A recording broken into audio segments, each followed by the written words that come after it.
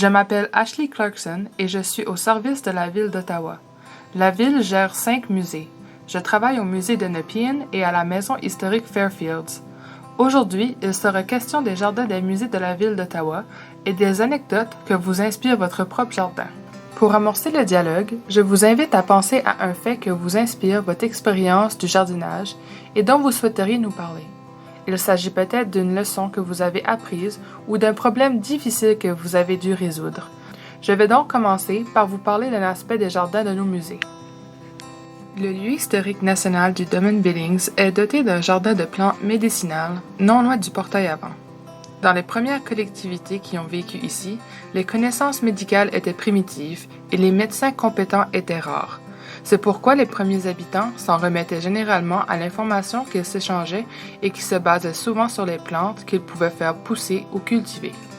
La Myra Billings était bien connue pour les remèdes maison qu'elle concoctait en s'en remettant à des espèces indigènes de plantes qui poussaient dans son jardin.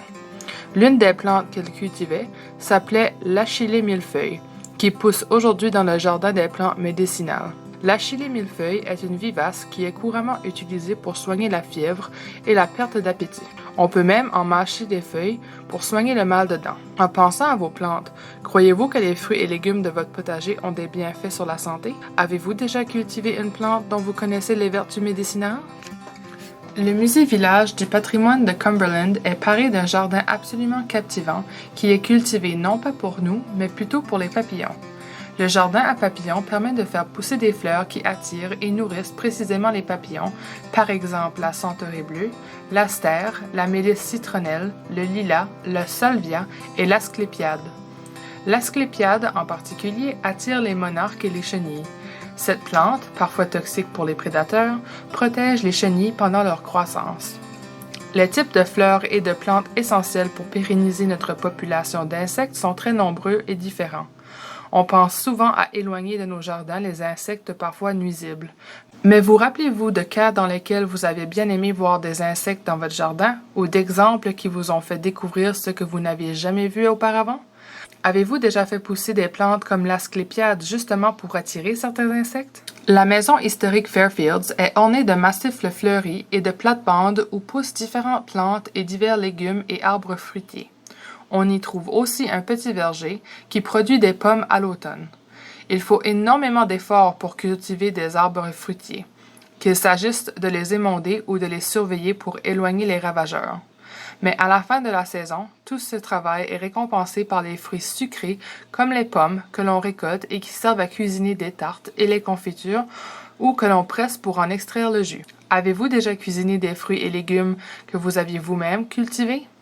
Quels sont vos plats préférés et qu'est-ce qui explique qu'ils soient si exceptionnels? Les jardins du lieu historique de Penny's Point sont vastes. On sait qu'Hamnet Penny cultivait des fruits qui, comme les melons, ne poussaient normalement pas dans la vallée de l'Outaouais. Il apprenait énormément à force de se tromper et de se reprendre. Le climat était particulièrement ingrat.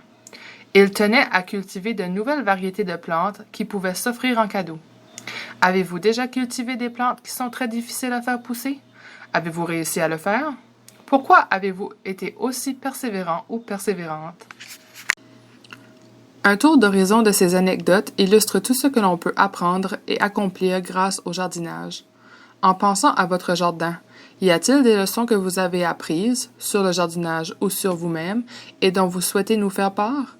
Jardiner, ce n'est pas simplement cultiver des plantes, c'est aussi récolter des anecdotes.